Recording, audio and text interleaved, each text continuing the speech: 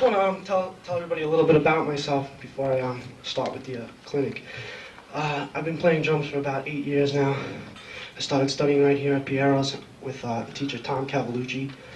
He's a great player, and studied here for about three years. And then I moved on to New York City, a school called Drums Collective. And I studied there for about 3 more years with various different people. Some of them being Kenwood Denard.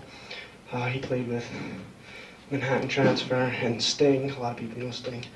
I also studied with a drummer called Rod Morgenstein. He plays with Winger now. Used to be in the Dixie Dregs, which is like a fusion band. I also studied with various people.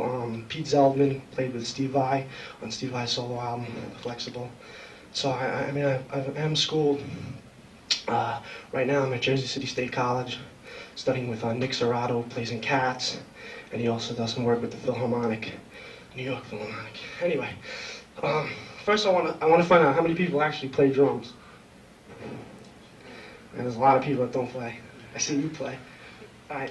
Oh, by the way, we have Mike Sabatini from the Jersey Dogs back there, just back from California.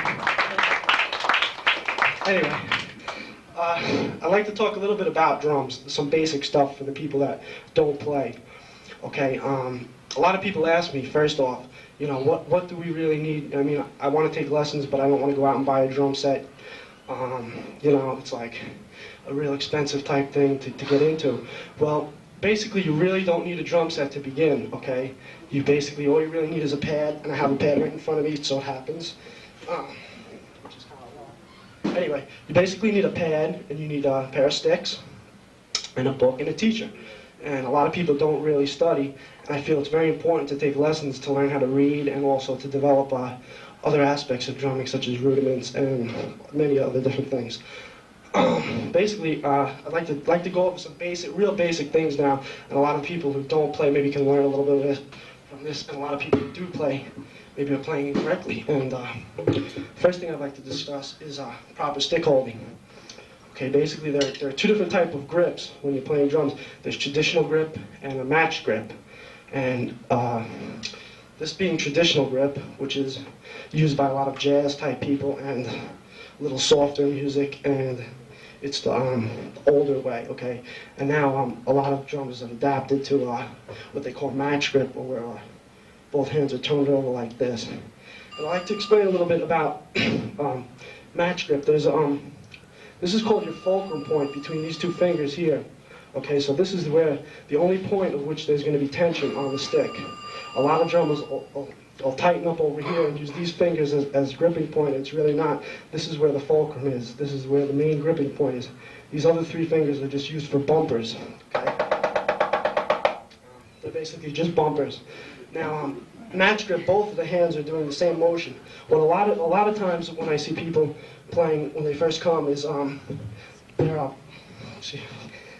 basically playing kind of like in this kind of fashion, where the wrist is all turned over like this. You want to have both the wrists over in this kind of motion, because this is the best way the wrist bends. If you look at it this way, the wrist is not bending as properly as this way. Okay, so this would be the correct way to play. With both hands over like this. Okay, so that's basically match grip. Now, the other type of grip is called traditional grip. And that's basically where your fulcrum, your main gripping point, is between your thumb and your hand. Okay? A lot of people think the gripping point is between these two fingers, and it's not. It's between the thumb and the hand. So basically, that's where all the gripping is. These fingers are just acting as bumpers, as in with this. And one hand plays like this. It's usually the left hand. I mean, some lefties play like this. But for a righty, the left hand would be the traditional, and the right hand is matched. Okay, basically that's a little bit about stick holding, and you can really get in depth with that. I mean, I just touched upon it for people that don't know anything.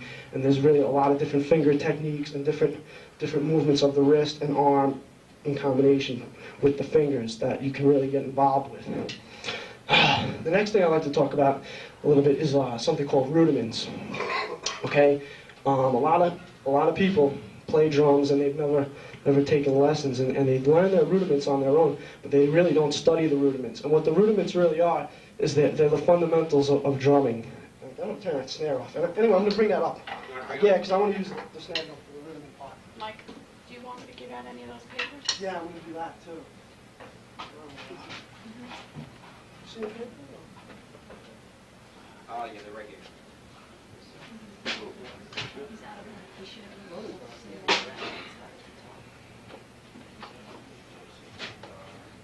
Yeah. But I got an adjustment, so there's no sound to cut to this. Okay, what I'm going to do, well, what Pat's going to do is she's going to give you some rudiment handouts, and the people that do play might want to take these, and if you're not playing yet, you might want to take them too, because there are some basic things. Look, just the rudiment one, this one. This is the other one. It's just this one. The first page. Yeah, that's it. You want? Okay, I'll just wait till they... No, not yet. I want to wait till I get to that section. Anybody?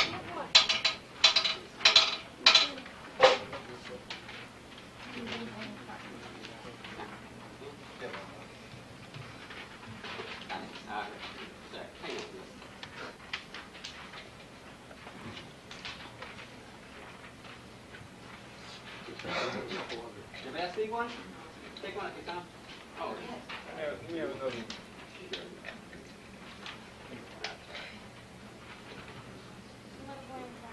This one? Oh, John. Yeah, John. Try, John, right? Okay, so those of you that have the rudiment paper, I know some people don't read music, so basically you can follow some of the rudiments, but to really learn most of them, you do not have to read music. If you look at the first one, it's called single stroke roll, and that is the most basic of the rudiments. Okay, it is just as it says single stroke roll. You're going to play a right left with each hand, and there's a lot of different ways to develop the rudiments, and a lot of people that study with me, they really don't develop the rudiments the way they should, and it does take a lot of work, but what you want to do, there's different ways to practice. Each person should practice a little different depending on their individual self. But I feel the best way to practice the rudiments are to start them slow and work them up as fast as you possibly can, okay? So I'm just going to demonstrate the first one for you, which is a single stroke roll. It's the simplest of the rudiments, and it can be developed really fast.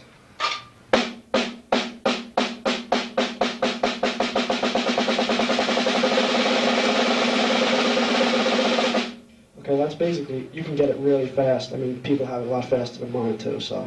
But it has to be really worked on. And to really develop the rudiments, there's a few different ways to practice them. What I feel the best way to do is you want to bring your arms up high like this. And you want to basically...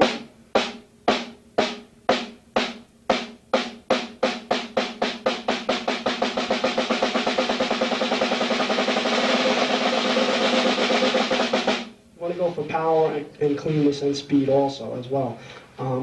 If you see, there are a couple other stroke rudiments. Oh, another thing I want to explain to you about, if you look at the asterisk on the side of the single stroke roll, there are 26 standard rudiments, which the National Society of Drummers, I don't know, they came up with these 26, but there are a lot more. You have to understand that what rudiments really are is just different sticking patterns, and basically you can even create your own rudiments, okay? I'm going to skip the next three. I'm going to go down to something which I feel is equally as important as the single stroke roll, and it's number 6. It's called the double stroke roll. And basically all it is, I know people don't read music, but it's just 2 strokes with each hand, a right, and a left. Now this rudiment should be really developed fast, as fast as you possibly can get it, and I guess I'll develop it for you right now.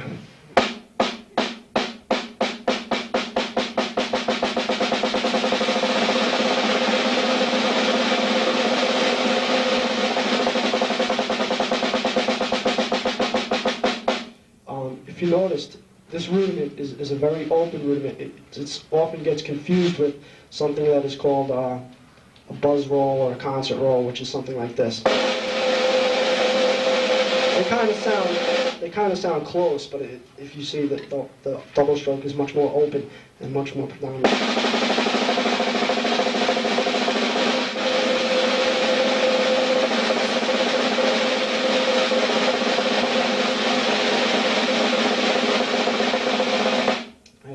To can interchange them too, as you want. There's under the double stroke rolls, there's a lot of different stroke rolls. There's your 5, your 6, 7, 9, and so forth. And basically all they really are is just different combinations of the double stroke roll with different accentation. And what I'm going to do is I'll just play a little rudimental piece using all the different stroke rolls, okay?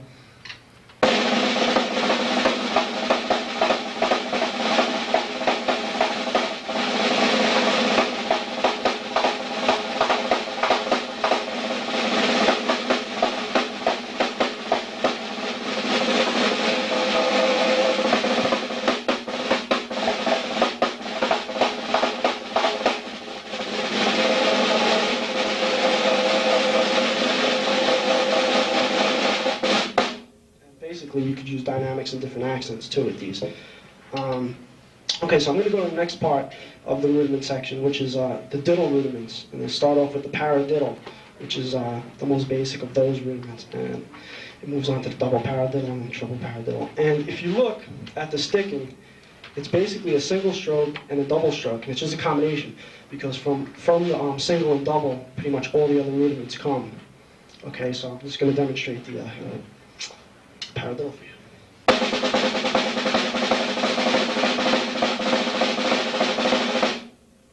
Okay, it's pretty simple. And then comes the double paradiddle and the triple paradiddle. Okay, the next section I like to talk about is something called flams. Okay, and flams are the most complicated of the rudiments. There's really a lot to deal with when you're dealing with a flam. I did a whole section in my drum solo using flams and breaking them up on different drums. I'd like to just demonstrate the basic regular flam first, and maybe shed a little light on that. Okay, basically what it is, if you look at the smaller note, it's called a grace note, and that note is to be played very soft, and the other note is the main note, and that note is to be played loud. And with the grace note, what you want to do is you want to keep the left hand as close as possible to the snare drum.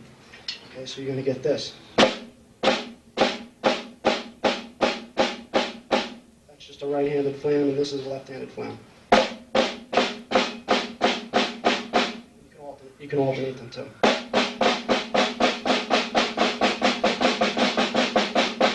And that's the basic flam. And from the flams, there's a lot of different other flam exercises, like the flam accent, tap, flamacue, and you can combine them and mix them all up, and you get a lot of good things. In my solo, I did a whole section with flams. It wasn't that long, but I have another handout that I'd like to give out with different flam combinations. And for the people that play, they'll pretty much benefit from this, because you can apply these first to the snare drum and then move on to the drum set. And what I want to do with the next couple of things I want to talk about, I want to try to maybe just give some people that do know their rudiments a little bit better light on how to be creative with the rudiments. Because what you want to do with the rudiments, I'll just wait till just hang out.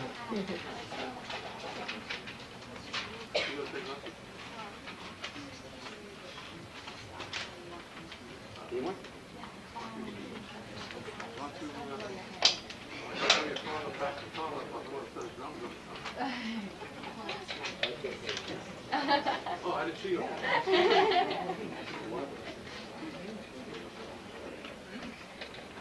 Okay, with this next handout I gave you, it's the first 3 are just basic flam exercises, just 16 note combinations with the flam on the first note and just different stickings. And I'm going to demonstrate the first one for you.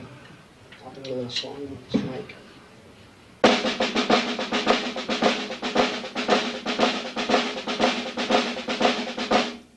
And that's the first one. The second one is just, instead of the right hand being the first flam, the left hand is the first flam, and that goes like this. Fast you can get it. Okay. And the third one is just a combination of the two. And that's basically those 3. And they could be applied to the drum set in a lot of different ways, which when I get back up, I'll demonstrate that for you too. I just want to go down to the next section now, called flam paradiddles. And your basic flam paradiddle is the first top of the exercise, and it's just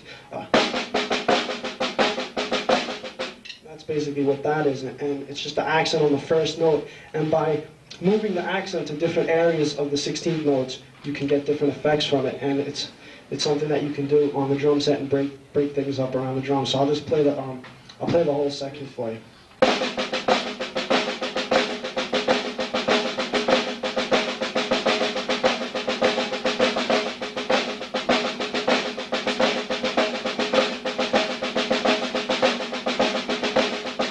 And that's basically it, the exercise. And it can be brought to the whole drum. I think I'm going to move the snare back though, and just demonstrate a little bit of flam work on the drum set. No, I don't think I really do.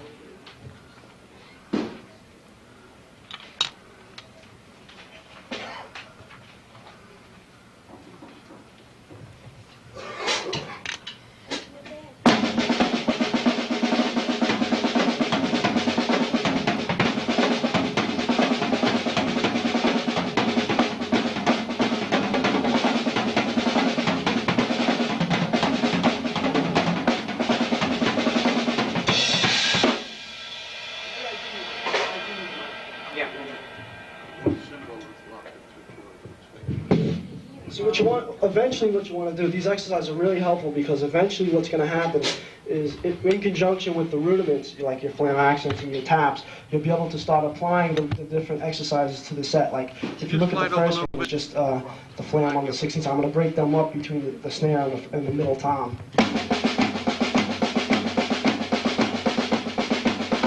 Which is pretty simple, but then when you start adding the other rudiments in, you might get this.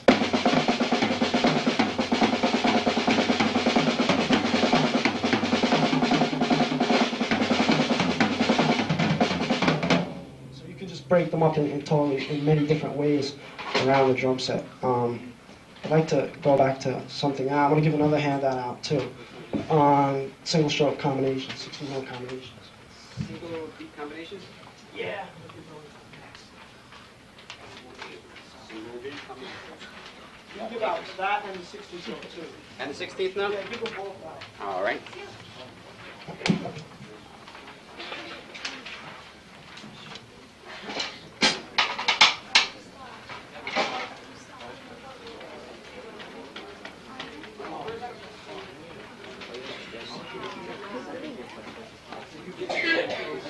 One more to give out. 16 beat combination. And the 16-note combinations. Single beat and 16th.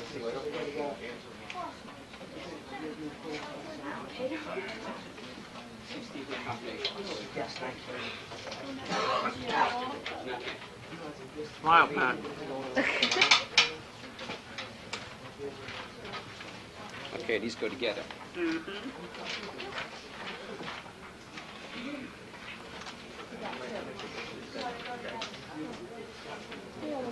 Why don't you pay attention?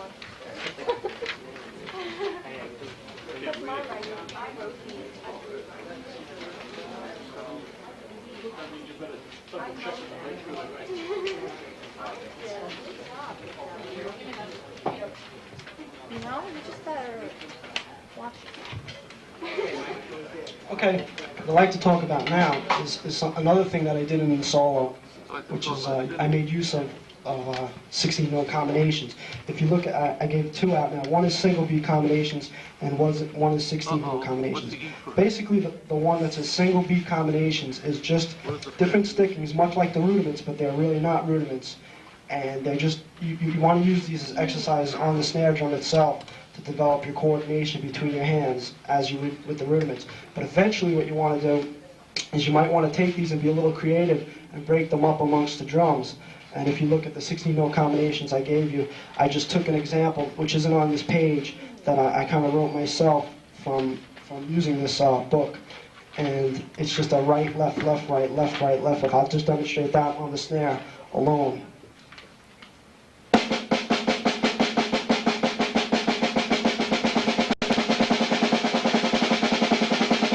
And that's basically just the exercise as it would be on the other sheet. And basically, this sheet I got out of a book called Stick Control. It's by Lawrence Stone, and it's a really good book. It has just pages upon pages of these single beat combinations. It also has different sections on flams, like the last handout I gave you. And I'm just basically what I'm trying to do now is just show you how you can be creative with just a basic single note sticking combination like this on the drum. So if you look at number 2 on that 16 note combination page, all I really did is I took the same sticking and I added an accent on the left hand, and I'll just play that for you just with the accent.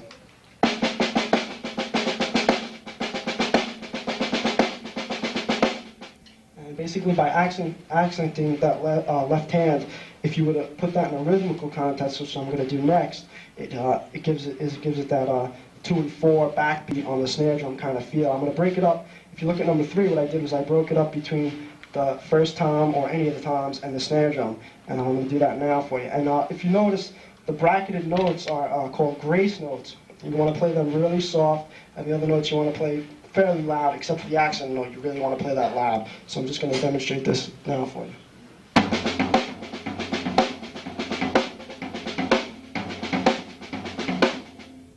So you get that kind of feel out of that. The next thing you want to do with this is you might want to break it up between the hi-hat and the snare. And I didn't do that for you because first I'm going to demonstrate how you might want to put different bass drum patterns under it. So I'll do that now for you. As you can see, I took a basic, kind of like a samba pattern underneath it, and it's like a samba pattern. So I'll play that for you. I hear it.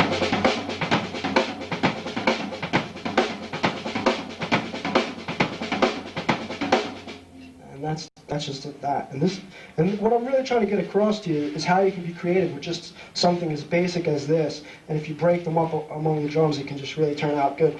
The next thing I did on number 5 is I just added another accent. By using different accents in different spots, you also get different kind of rhythms too. So I'm going to play that for you now.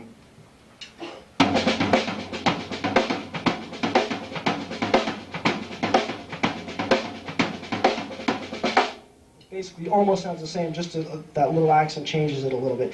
And what you can do is, like I did in my solo, I broke it up amongst the different drums, and maybe I'll just play a little section of that for you now and show you how it might sound if you break it up on the drums. And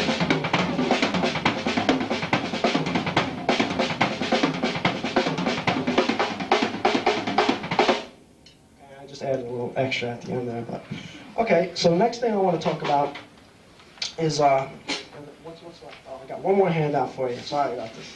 Got a lot of stuff today, and if you really practice, there's just so many things you can do with all these. I'm just trying to generate ideas, basically.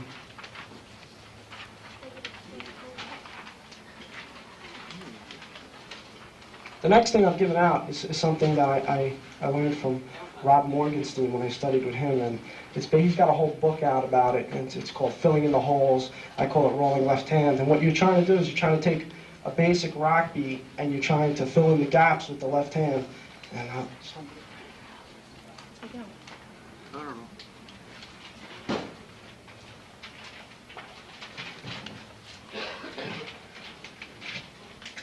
Okay, if you look at the first beat, all I'm really trying to do is show you that you can take a simple rock beat and kind of fill in the holes with the left hand. So I'm just going to play the first beat for you. It's just a real basic rock beat.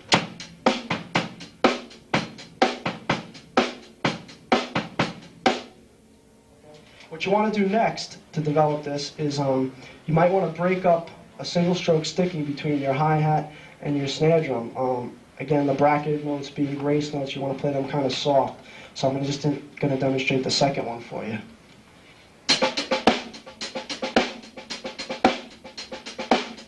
Okay, and that's the second one. The next one I did was I wanted to show you how that little single stroke between the hi-hat and the snare drum can be applied to the rock beat, and you're kind of filling in the holes, but you're not going all the way. If you look down to the fourth part, that's where we're going to go all the way. So I'm just going to show you, I'm going to demonstrate the third one for you right now.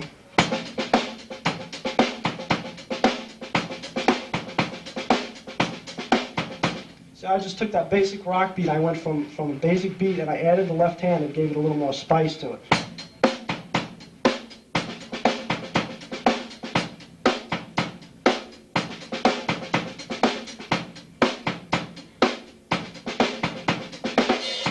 And that's basically what you want to do with that. your main goal really that you're trying to accomplish is to get the left hand rolling.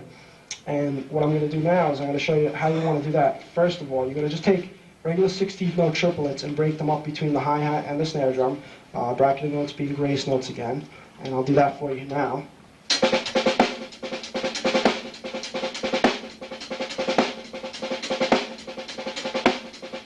Okay, and then basically what you want to do is you want to try to put that same bass drum pattern in underneath, which is the basic rock beat. So I'll play that for you now too.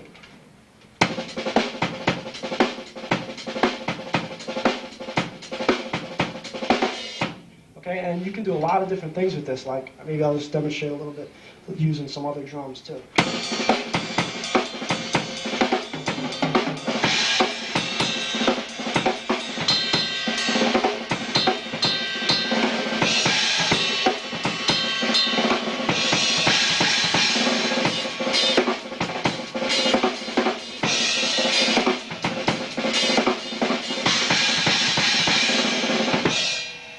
Really, what the whole point I'm trying to get across is you really need to develop the rudiments before you can do any of this. Okay, so I feel that the rudiments are such an important part of drumming that a lot of drummers really don't take time to develop. And basically, that's my part of the clinic that I really wanted to do tonight. I'm going to call up some friends of mine and we're going to jam. Some of the other teachers here have been kind enough to help me out, and we're just going to demonstrate some different styles of drumming. Because in drumming, see, drumming is a very adaptive type instrument, the drum set itself, because it laps over in different styles of music. And what we're going to do is we're just going to demonstrate maybe 3 styles of music for you tonight. I think we're going to do a funk thing, maybe a little blues, and I think a Latin thing we're going to do too. So these guys want to come up here. By the way, this is George. This is Vic, and that's Lou, who owns the store.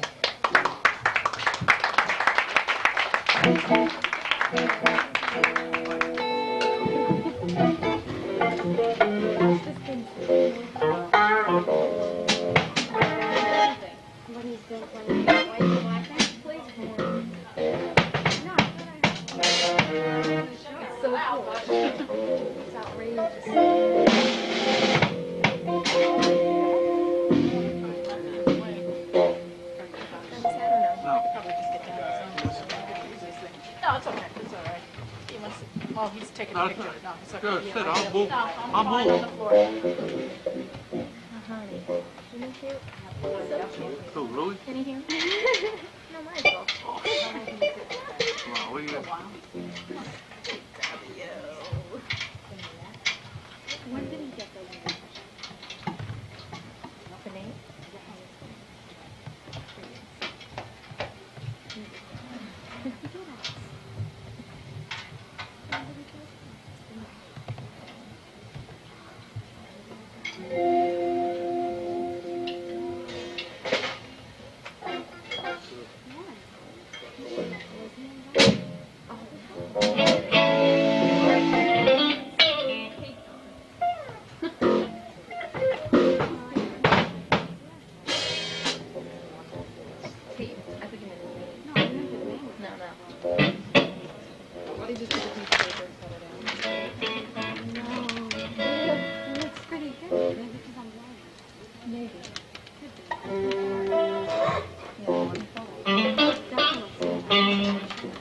Okay, guys,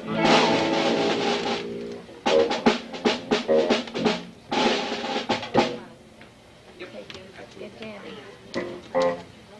Now it's getting